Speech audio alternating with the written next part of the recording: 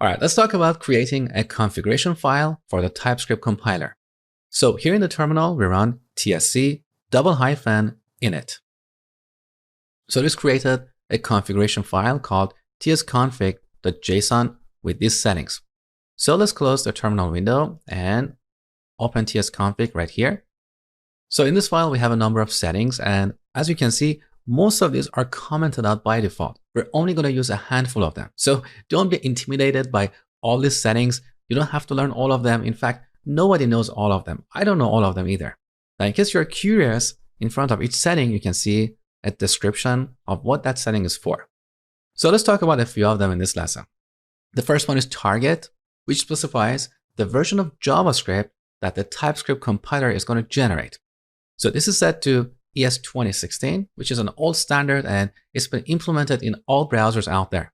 Now, depending on where you want to deploy your application, you can use a higher target, and that often results in shorter and less concise code.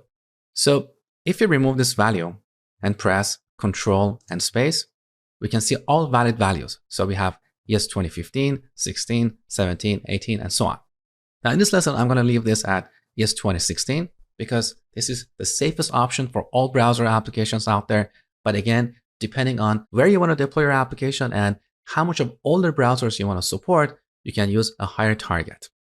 Now, the next setting we have here is module, which is set to common.js. We'll talk about this setting later in the course where we talk about modules. Now, in this section, in the module section, we have a setting called root_dir, which specifies the directory that contains our source files. So let's remove the comment by pressing Command and / on Mac or Control and / on Windows. So this is set to /, which represents the current folder. Now, by convention, we often put our source code into a separate folder. So back to our project panel, let's create a new folder here called src, and then move index.ts right here. Okay. Now I'm going to delete index.js. We don't need it for now. Okay. So now we're going to change root_dir to /source. Now we have a similar setting here under the emit section. That setting is called out_dir, and this specifies the directory that will contain our JavaScript files. So let's enable this and change it to dist. So when we compile our code using the TypeScript compiler, our JavaScript files are going to be stored in dist or distributable folder. Okay. Now here we have another useful setting called remove comments.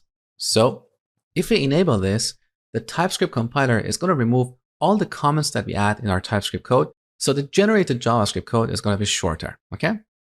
Now another useful setting in this section is no emit on error.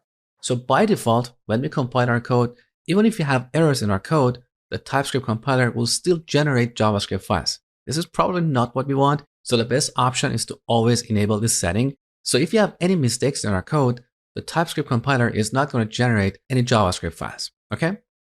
Now with this configuration file in place, now we can go back to the terminal and compile our code simply by running tsc without any arguments. So we don't have to type index.ts. We just run tsc, and this will compile all TypeScript files in this project.